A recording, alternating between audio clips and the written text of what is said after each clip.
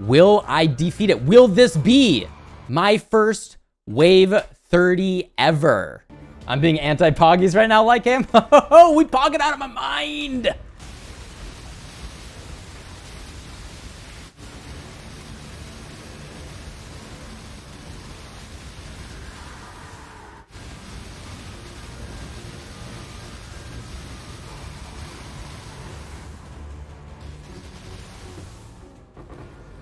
So be it.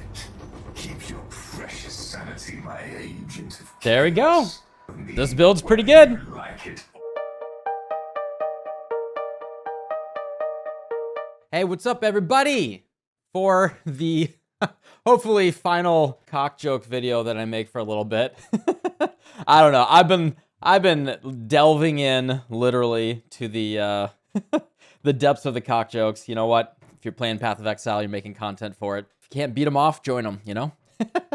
Anyway, yeah, I wanted to update y'all on basically the end of what mid-budget, I know the word budget here is very unapplicable, but basically what this build looks like until you put something gigantic into it. Yeah, so this is my third video now on my cast on crit Forbidden Rite Occultist with Chaos Inoculation. I really, really love this build. After playing it for a good number of hours at this point, building it from the absolute ground up, I strongly encourage you to watch the previous videos going from 20x, 40x, and now, right now, I would say I'm about 60x, and seeing exactly what I've changed and following that process. Really, truly value understanding a build intimately through low investment all the way up. It really opens your eyes to understanding the nuances of everything that goes into it. And now at this level of investment with these pieces put together, this build is actually for all rounding content. I'm just going to declare it the strongest build that I have ever played. And the sky is the limit with how much further I can take this. I've played all sorts of different builds. In terms of being an all-rounder build, I am less than 100x right now, don't have a headhunter or anything. I can do more in the game with this build than I've been able to do with any other build in the past. This is the first time I have ever done Wave 30 Simulacrum. I was able to take down some Uber bosses, and with more investment, of course, I'll be able to do all of the Uber bosses, like, probably pretty easily. So if you want to build that, like, really rewards you for putting some effort into it and understanding it, it will pay you back in allowing you to tackle all of the content in the video game. This is the one. All right, I'm going to open up with the most mundane thing about what's changed about this character, but also the most important thing. This is the type of build that rewards you for every single point that you put into the build. You put in another cluster jewel and you get like 2 million more DPS. In last video, I said I probably wouldn't even recommend this build until you're at least like level 94 to 96. If you can, ideally, just level up a character all the way to 100. The opposite of a league starter is one of those things where you put together a very well-tuned type of build. I do encourage you to start from low investment and feel those pain points. But, you know, it just, everything multiplies with each other, and everything just keeps getting stronger and stronger. So, the elephant in the helmet, I guess we'll say. I got really, really lucky. I have a friend who is a lab runner. He'll do a favor for me, and just, you know, he'll take a helmet from me and give me a free enchant or two every league. So, yeah, definitely have friends, and they'll do favors for you. It's very nice. This is the Crown of the Inward Eye. It is the best in slot helmet for this build once you have the +1 max power charge enchant on it. We got very, very lucky. I gave Lex, who's my lab running friend, the helmet, and I said, hey, just go for the Forbidden Rite enchant. It would be an upgrade from what I had, but like not a big one. Before he went, I said, all right, just throw a Vol Orb at it, and you know, maybe we'll get lucky. Just do it, doesn't matter. I'll buy another helmet if it bricks. And one helmet, one Vol Orb, we hit +1 max power charges. And this is a power charge stacking occultist. We get most of our damage from stacking our power charges. I am now at 8. It's like roughly a 1 in 250 chance to hit it. So yeah, this is lucky on another level. You can buy the base for between 15 and 20x with +1 max power charges. So it's not like an astronomical price, but then what you're going to have to do is give the helmet to a lab runner, and then they'll charge you, you know, like 5 exalts or so. Usually the price will scale based on which enchant you're going for. If it's like a super desirable enchant, you know, they're not going to take on too much burden there. You can get a discount by just getting on their list and giving it to a trusted lab runner, you know, go to TFT or something like that. This was the big change. However, my previous helmet had almost 300 energy shield, and it had a ton of res on it. It had like 90 or 100 total resistances, and I had to make it up. My resistances are pretty tight on this build. I am decently overcapped now. Basically, the way that this works, right, is we're using Melding of the Flesh, which perfectly divined. It would be minus 70 to all elemental res, but elemental resistances are capped by your highest. We get from the Aegis Aurora plus 5 maximum cold res. On top of that, I'm using purity of a level 21 purity of ice with plus 2 levels because I have socketed on my gloves here. And then we have a decent amount of aura effect on top of that, a little bit of aura effect here. You just need a little bit, and that will give you plus 12 to your cold res with melding of the flesh here. That will give us plus 12 to all of our resistances. You know, we have negative 210 to our elemental resistances, and that's a lot to make up. So the big thing that I had to do there is by replacing the previous helmet, I had to recraft some of my gear. I was originally looking at my rings, but my rings are kind of annoying. Both my rings have dexterity and strength on them. Well, one has dex, one has strength, and they both have a lot of resistances on them. And then this one even has despair and hit. So these are like really hard to replace for cheap. You know, you can check the previous POB from the previous video. I had okay rolls on my glove and belt, and I said, you know what? Let's do a little bit of crafting. And what I ended up doing is you can buy, this is a little tip here, is you can buy the resistance shrieking essences, right? Like you don't really need the deafening ones, like 42 to 45 res versus 46 to 48.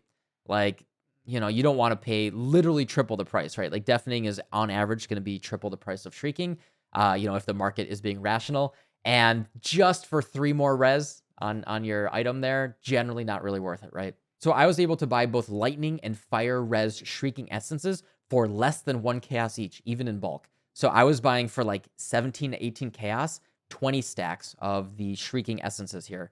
I spent less than 100 chaos spamming both my gloves and my belt here, and just going for triple res on both of them, and cost less than 100 chaos to do both of these. The belt, I just hit like this, and it's got really low tier of ES and armor, but whatever, you know, good enough. I'll fix that a little bit later.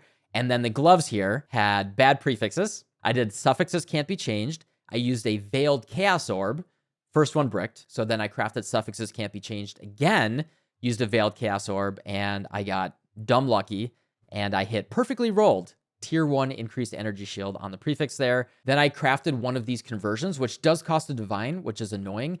But because it blocks all 3 mod groups, this is actually the best way to block bad unveils that you don't want to go for. So if you're doing crafts on your gloves, you do want to be doing this before your unveil.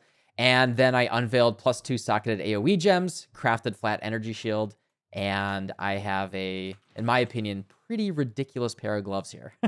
They're very, very nice. In total, even counting the essences and spamming for the implicits, these gloves cost me less than 6 exalts. And that's like the value, right? Like these would absolutely cost more than 6x if you wanted to buy them, you know, pre-made on the market. That's some of the magic of just knowing how to craft. You know, I got lucky on the increased energy shield there, but even if I hit a lower tier, these would still be really, really good gloves. And I think that that is all of the changes from last video. If we check the POB here, I am over 11 million DPS, 87 all res, 579,000 effective hit point pool. This is my tankiest character ever, and it's even better than that, right? Because I have Leaf Shade from the King of the Lords. This is very much the tankiest character I've ever made outside of Hardcore Solo Self-Found, and it just feels great. Strongly recommend trying this build out if you're willing to put in 50 to 100x. I don't want to scare people away from having to do the big Mage Blood thing, right? Like, this is the annoying thing, right? When you go to PoE Ninja or you look at most build guides, right? They're going to be showing you this. And we're already looking at something that is, what, 200, 250, you know, double corrupted, let's just say, you know, 300, double power charge rings, so put both of those at 50, you're looking at 450, insane dagger. This is at least, oh my God, like everything here, right? Like, we're looking at 600 plus exalt build, right? Not even counting the fractured grasping mail, who knows, right? 600 exalt plus build. Yeah, it's crazy good. This is really, really good. This is where I want to go. But, you know, I'm all about that journey over destination, right? And I really like sharing this part of the process of that incremental upgrade. And especially like when you achieve something a little bit special and you break those plateaus. I was able to take down Wave 30 Simulacrum with a build that's like not done, right? No build in the past that I've played has been able to do Wave 30 Simulacrum that easily too. I died once because I was looking at chat and I forgot to forgot to hit my flask. Same thing with Delve. I went to Delve depth 600 actually yesterday on stream. We went from 440 to 600 in a single stream. And I died once just because I was looking at chat and I forgot to hit my flask. We're sensing a pattern there. This build has so much potential, even outside of like the super bonker stuff. Yeah, just wanted to share that with you guys, and I hope it's inspiring. And I haven't done any, like, earning currency this league is so easy. I haven't done any focus farming whatsoever, you know, just hitting my sentinels and, you know, just getting a couple exalts here and there, putting this build together, and it feels spectacular, and I can't wait to put more into it. You know, after that first video, especially at 20x build, just reflecting on it, like, it was kind of a bad feeling. It definitely felt bad, like, oh, did I make a mistake? Ugh. Like, I don't know if this is gonna feel good. And then even at 40x, right, it was like, this is okay. Those builds that really come together and everything's multiplying together, you're gonna hit these inflection points where like, oh, okay, all right, we're feeling good. We're feeling good. I hit that point, more than happy to, if you're willing to put in this much work, and I enjoy that journey, right? So like, you know, if you just want to slapdash Seismic Trap or Skelly Mages, go do that. But if you want something that rewards you for, you know, giving it some tender loving care, and it rewards you back for giving you something beautiful and fun to play, for me anyway, this is the smoothest cock around. I just wanted to share that with you all. I'll probably make a more comprehensive build guide a little bit later, but I think this is a very special point to share the build. But anyway, I got to go get ready for the stream. Thanks for watching. I'll see y'all tomorrow. Bye.